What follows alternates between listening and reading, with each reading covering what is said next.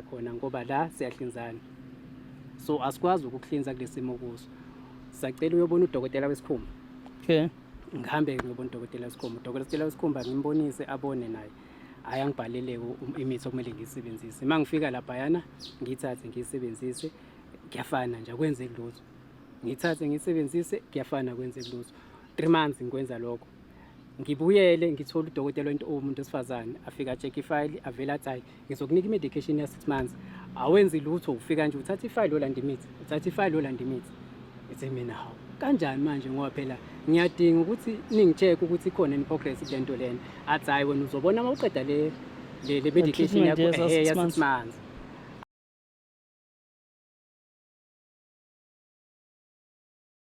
South Africa siyabingelela kuphi nakuphi lapha nikhona nibuyela uMduduzi ngoMkhwanazi. Sivela kwenhlangano ebizwa ukuthi Thuleleni Organization, kodwa-ke namhlanje sivela ngaphansi kwengosi ethi abantu bayagula. Sinibuyela namhlanje singaphi entabeni zaseMnambithi eLadysmith. Yilapho esikhona-ke sinobafo esizohlangana naye. Ngithi-ke ubafo uzosho ukuthi usukaphi, sithe-ke njengoba size ngapha sizombona ukuthi-ke asho ukuthi udaba lakhe lunani nokuthi kuphi afisa ukusizwa ngakho. Mntaba sakubingelela mfethu. Yebo. Kunjani bafo? Ngiyaphila. Ngiyaphila. Ubani igama? Igama uThokozane wakaKhaba. Kephi nendawo? eDanhauser endaweni yaseSpringbok. Okay, njamanje usuka kephi? Manje ngisuka eSpringbok eDanhauser njengamanje. Okay.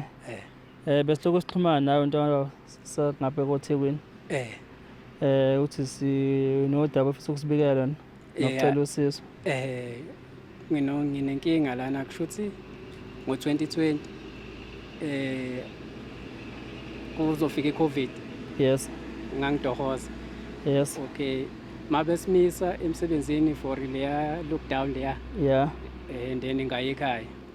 Mangifika ekhaya ke ngahlala khona and then ngamilwa iqhubu nje elincane la esinqeni.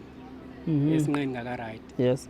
Hayi ngahlala ke ngiyitshela ukuthi hayi iqhubu nje into ezophela endlulayo. Yes, yeah. Yeah, kwahamba ladumba and then bafone lesa sitoha khona ukuthi sesingasondela for ukusebenza. Kodwa bebengakavumi ukuthi singene ngaphakathi just ukuthi sibe seduzane ngoba bengisebenzile eGoli. Okay. Ngahamba ke ngabuyela khona ngihamba nalo leliqhubu leli. Alivuthiwe nje kodwa libhlungu. Yeah. Hayi ngifike khona ngihlala eGoli ngoJuni bese liyaqhuma. Askisi maliqhuma ngoJuni kube nzima ke livele lingibulala isingenzansi kugcine kusebenza umzimba wangaphezulu kuphela. Umzimba nje wonke lokho kusuka enyaweni kuzala ngenzansi ufe. Okay. Hayi ngicine ngitshela labo engangihlala nabo ukuthi ngisacela ningibuyisele ekhaya madoda ngisakhona. Hayi bavumeke bangibuyisele ekhaya. Mangifika ekhaya ngahlala ngoJuni, ngoJuly ngaya eclinic. Ngafike ngababonisa ukuthi benginale inkinga le. Then bafike banginikeza ama-antibiotics ukuthi lizoklineka ngoba seliqhumile vele. Usuhamba ngani nge-wheelchair? Usihamba ngani? Cha, sengilulemeke manje ke mangifika ekhaya ngafike ngaqhaqheka. Okay. Ngafike ngahamba. Uma sengifika ke eclinic engakithi banginikeza lamaphilisi bathi ngizoklineka and then silizophola leli thumba leli. Hayi azange lize liphole. Ekunokuthi liphole lizala ezinye izilonda. Yes. Malizala lezi ezinye izilonda ke hayi wabonakala ukuthi sekunzima. Kodwa ke ngakhona futhi nakhona ukuthi ngibuyele eGoli ngiyosebenza from August until uDecember. Kwancengeka impela. And then abelungu bangitshela ukuthi bangibonile ukuthi unyaka ngoqede kanzima so noma ngaphumula ke unyaka olandelayo ube kuzoba 2021 kunyaka olandelayo. Hayi nami ngahlala ke ekhaya ngathi hayi ake ngifuna usizo ngalento le ngoba isiyangilimaza. Hayi ngahamba ke ngabuyela eclinic. Because ngithi manje bese ziningi izilonda. Yes. Ngabuyela eclinic yangakithi bangibhalela incwadi bathi angiye esibhedlela. Mangifika esibhedlela eMatateni. Okay. Mangifika esibhedlela eMatateni bekusase nalento ukuthi aba-admitsani because impede igcwele kunane COVID. Just bayafika nje bakucheck and then ubuyele ekhaya. Ngafika udokotela ngamthola ke lapha yana wathi usacela ukusebenza ngegazi azolithatha umzimba wonke because lase clinic kwangegazi lasesithupheni kuphela. Emva kalokho ke anginikeza inyanga anginikeze namaphilisi ukuthi ngizame ukuwaphuza ukuze ngizoba right. Into beyenzeka ka amaphilisi bengiwaphuza because bengifasa amabhandishi. Mangiphuze lihlaza or lipinki bawaphuma khona kule londa. ngibone ngebhandishi ukuthi ngiwaphuzile ayaphuma Ah. ayangena ayaphuma.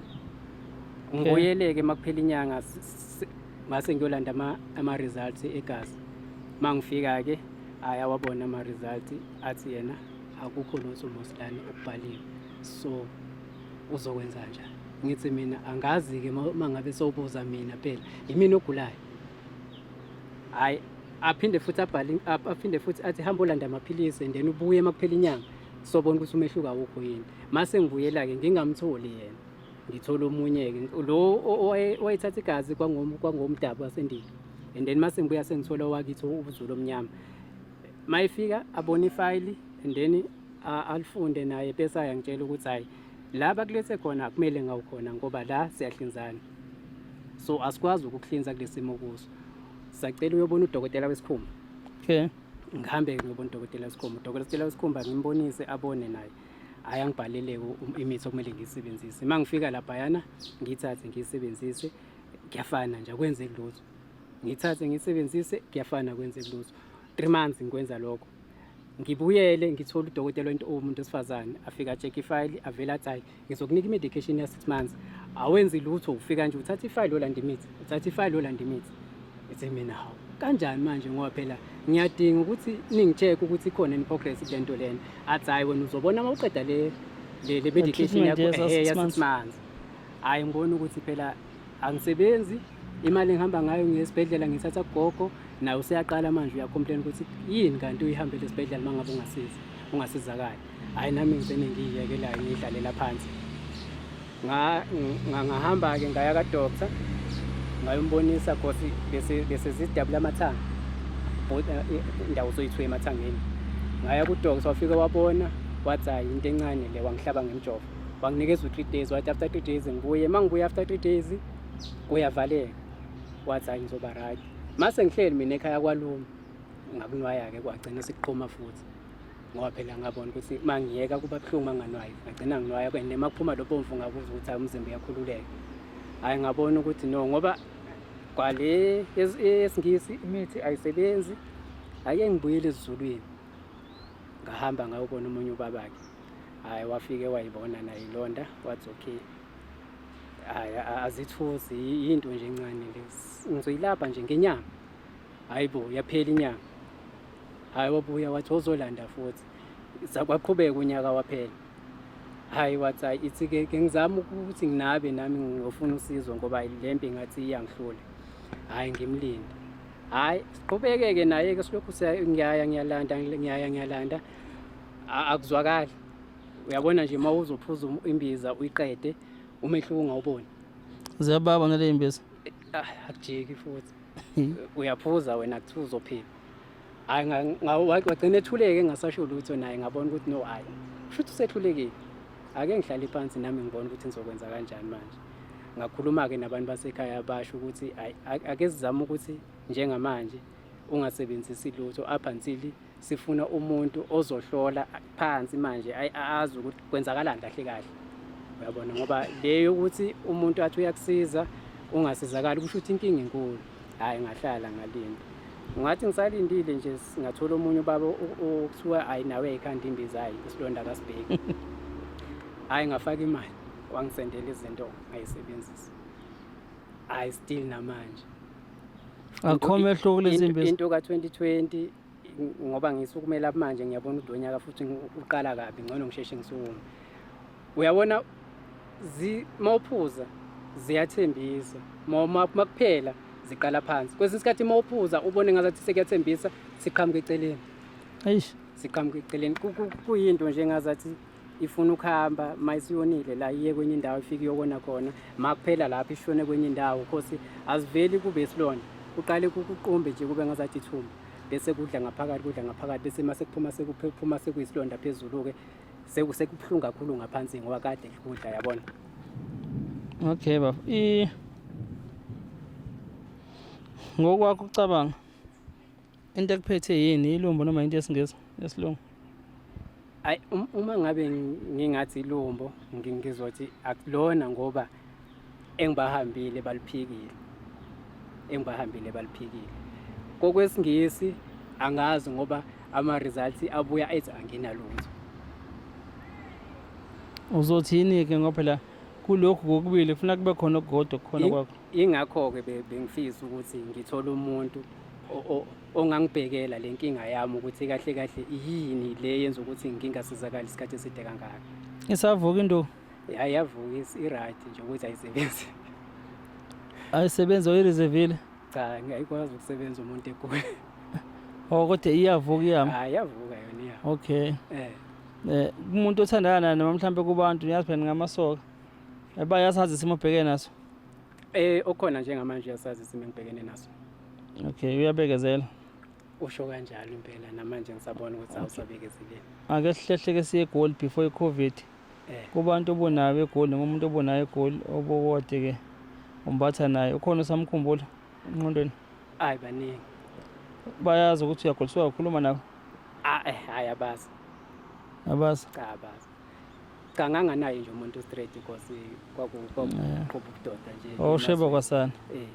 Yeah, no khuluma iqiniso phela sizo ukuthi lokhu siyenza amasoka emagameni phela amasoka nje kufuneka lusizwe ngithi yabo ukuze nabantu abasicela usizo ba understand yabo.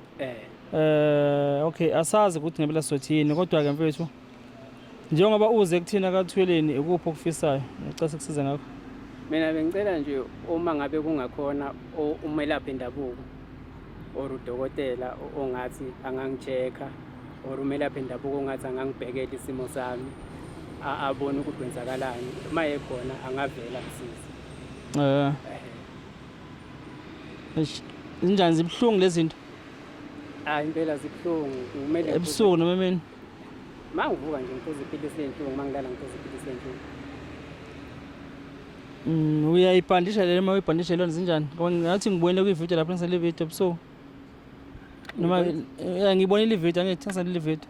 Alright. But noma phela ngawabona kanti ngathi eshoot wena la video yabo. Eshootwa yimi. Noma ngoba kufana nomuntu ozoshuthe kude ube ne view yabo. Ngibonile khona. Ayibhandisheki. Bandisheka la emathangeni kuphela. Then la ngaphansi nala phezulu ibhandisha ingeni lapho. Ngoba zimanzi. Ziyavuza. Uma ufaka noma uthi uyayilonda lutho. Yabona nje lokhu nje kwesilungu akusebenzanga. Akusebenzanga.